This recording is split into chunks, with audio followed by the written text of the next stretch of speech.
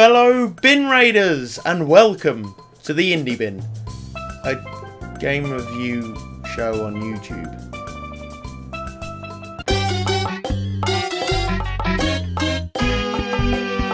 Ah, but wait, it is original. Instead of a retro or specific console stance, we're going to concentrate on indie games.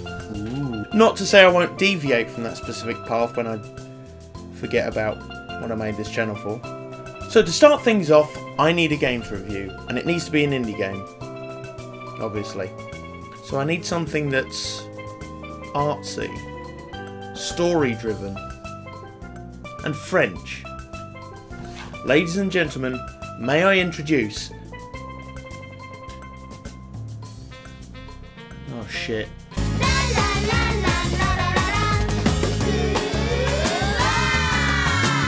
Back in 2012, Belgian developer by the name of Tale of Tales decided they wanted to evolve the idea of game design. Their musings on French literature and the works of Marguerite Duras led to the creation of Bientôt.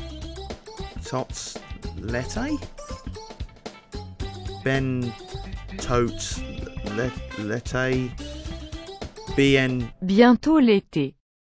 Yeah, that.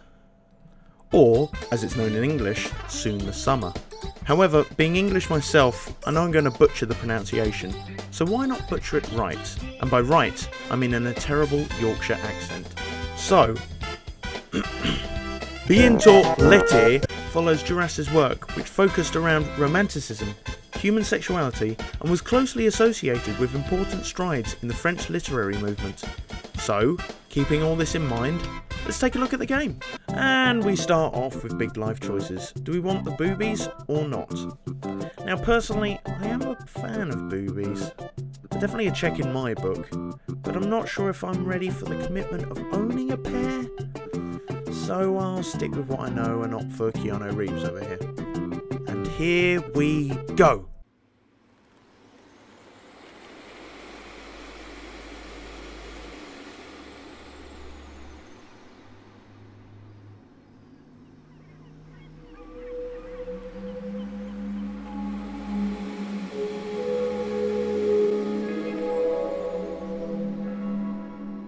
Ho ho ho, hold on a minute. Whoa now. What's with all the fucking Tron everywhere? This was so jarring for me that I actually had to refer to the website for this one. Get some background, take some time to recover after hacking the goddamn mainframe. Let's see here, yada yada yada, blah blah blah blah blah blah blah. The Intergalactic Holocom Transmitter 2 is a state-of-the-art virtual reality simulation and communication unit. Huh. So it is sci-fi. The IHT-2 is equipped with the most powerful real-time holocom processor and virtual translocator of its generation. French cafe simulation that enables cross-galactic communication with other IHT units of any generation. French cafe simulation.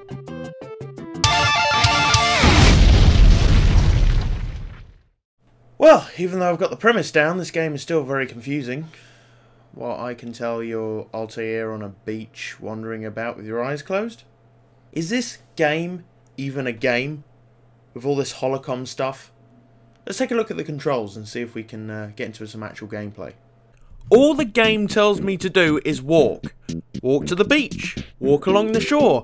Half-Life didn't need to tell me to walk. I just did it. You don't need to tell me to walk, game. I doubt you're an on-rail shooter.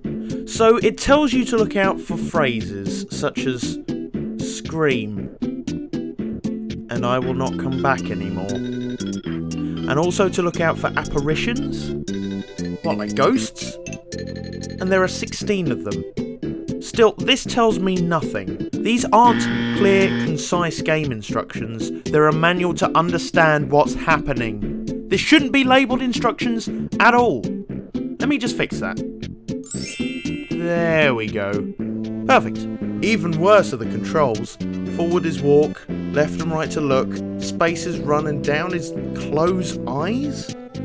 By the way, when it says run, it means run and close eyes. Seriously, walking is a snail's pace, and to get anywhere, you have to close your eyes, enter the fucking matrix and run about. Who runs with their eyes closed on the beach? You know what? As perplexing as this game is, I think I'm ready to give it a real go. No messing about like you have in GTA. You have to sit there and just get immersed in this sort of situation. Walk along the beach and enjoy, take everything in. But instead of looking at the game, it's teaching us to look inside ourselves. The experience is meant to give us our own perspective of love and friendship and socialising and how distance can really affect us. Loneliness is a very powerful force. So let's go and find our first apparition.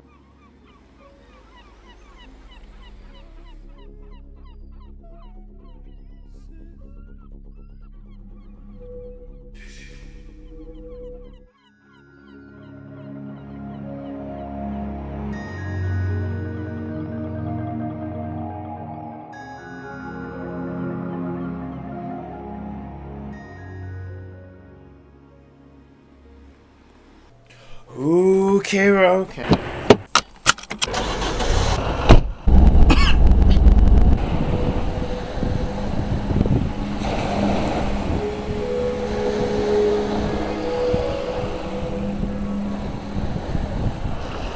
Seriously?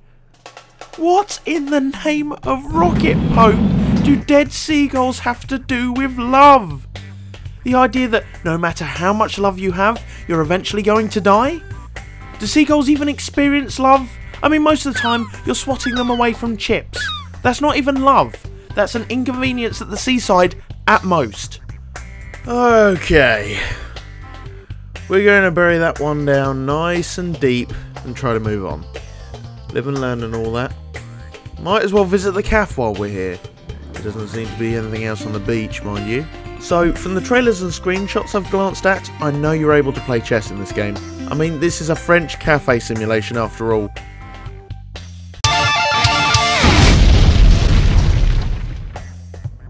So basically, I'm waiting for another player. And considering I recorded this footage at 4 AM on a Wednesday, I doubt I'm going to find any other British person looking for a virtual holocom such and such.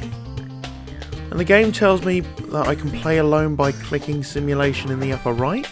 So then where's the option? It's not even there. I can't find a partner and I can't even get a virtual one. That's like a regular Saturday night for me. Therefore, unlike what I would do in real life, I decided to venture outside once more. Perhaps something has changed on the beach. I'll find a seagull to play chess with or something.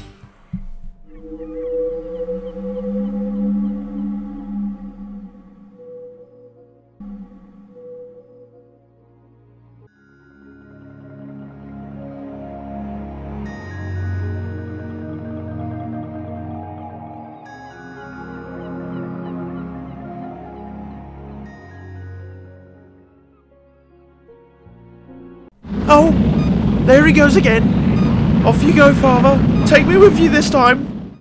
You know what gets me in a romantic mood? A giant fucking steel structure with the purpose of transporting shipping containers to and from cargo ships. That's the famous book, right? 50 Shades of Crane! Okay, I am out of here. You know, don't fancy the beach today. Maybe the park, or something else. Anything but the weird hologram beach. But no. The game places you into this relatively tiny box with a calf, some words, and a few apparitions.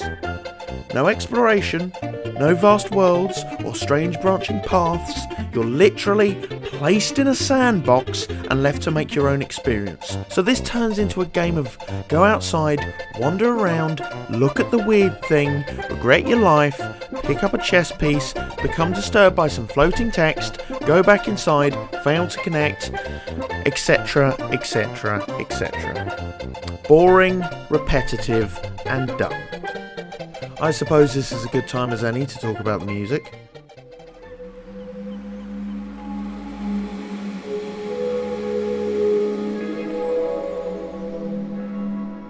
There isn't any. I'm trying, guys. I'm trying really hard here. I don't know why the simulation button isn't there. So the whole idea of the game is locked off to me. I can't even play chess. But I did find this cool bench. See? This is something different, right? And once I was sat down, time went all weird and then...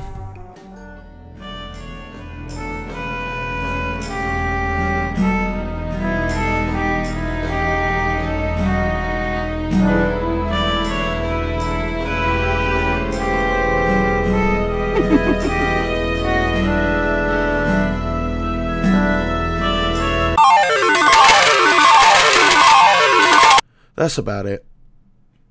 It's as far as I'm gonna get. After the bench, the moon, seeing a fucking floating rainbow with no ends, I was finished. This isn't funny anymore. It's tedious, boring, pretentious, and lonesome. Which has ironically captured the game and the idea quite nicely. But then when I thought all hope was lost, finally, another, a saviour, a survivor of this twisted world, ready to communicate with me, to talk and share in the rich tapestry of human interaction. I can't mess this up. I shan't mess this up. This is the entire purpose of trawling that loathsome beach. I have the pieces, I have the partner. Now let's play some chess. So spots on the board light up to denote what position you can place a piece, with that position corresponding to one of the many phrases you found on the beach. Now I'm unsure why you don't start with the pieces already set down, but I'm rolling with it at this point. Now our instructions have changed somewhat. The mouse is used to select the pieces, as well as on the empty glass to pour wine and the cigarettes to smoke. Both of the latter actions cost you a turn, not that it matters. You play for as long as you like, constructing these very detailed arguments and conversations. To speed things along and give you an overview of this gameplay change, I'm going to narrate the footage as it happens, giving you running commentary as best I could. After some fiddling around a bit, the match came down to this. Being completely accustomed to the situation, as well as the fact that I'm playing with a ghost, I explained to my partner my true feelings and desires at this very moment. J'ai peur. In retort to my confident proclamation, my partner plays a rather subtle hand, making sure to show as much vulnerability as I do. In an act of true brilliance, I proceed to knock over both of my other pieces in play, answering with a response that fitted my feelings perfectly at that time. Non. My Star Wars lover suggests that my previous and, dare I say, perfect move was based upon the consumption of alcohol, a rather crushing insult. Si on ne buvait pas tant, ce ne serait pas possible.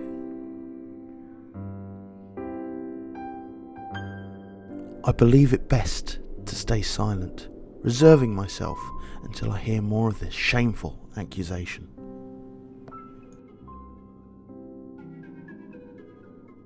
What happens next shocks me to my very core. My opponent makes it clear that our relationship, as virtual and fleeting as it is, means so much, and simply being there for her is all she needs. Certaines fois, quand nous parlons ensemble, c'est aussi difficile que de mourir. I am clearly a chick magnet, or as the French would say, coq magnétique.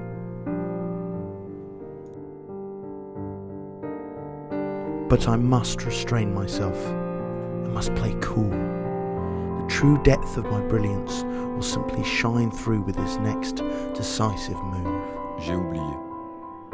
It seems my opponent shares my sentiment. However, my time is perilously short. I reassure this lost love that, although I shall go, I will always and forever be there for her. Je ne reviendrai plus.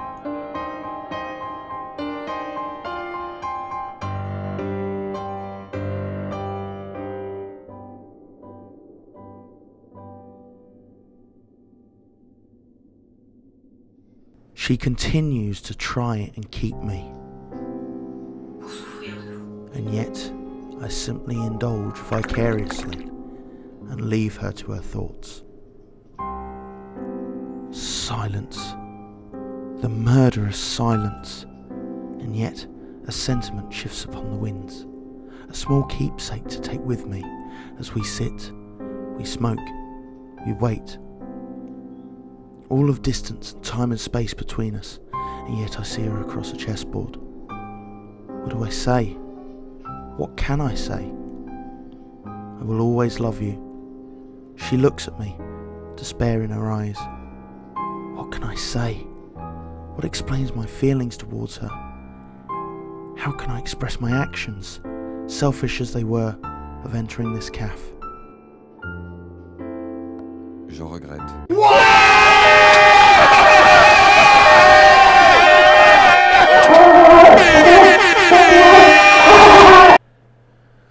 Shortly after that, I gave up. If it wasn't abundantly clear by now, Bientôt did not hold my attention. It was simply tedium interspersed with some poor cinematic moments and crap chess playing. I mean, it wasn't even really a game. The idea is there. It's sort of an experience rather than a game, but it just wasn't fun. Games have shown that they can be artistic and there needs to be no compromise. You can have gameplay and artistic direction. This game only had one. It was very artsy, but it was boring at the same time. Can I recommend Bientôt? Well, as an art form I can. It's very innovative, it's very interesting, it's thought-provoking. But as a game, no, I can't. It's boring, it's repetitive, it's tedious, it's dumb. And unfortunately here on Indie Bin we deal with games, we don't deal with experience. So this one's gonna have to be a bin. We're gonna bin it. No, sorry, no, you can leave. You can leave. I gave this game an honest chance. I put a few hours into it and honestly, I was bored by the end of it, so... Anyway, thank you for watching. I'd like to thank you very much. If you enjoyed the show, then hopefully we'll be around next month, or week, or year, or... Anyway, until next time, thank you bin raiders, keep bin raiding, and I'll see you next time.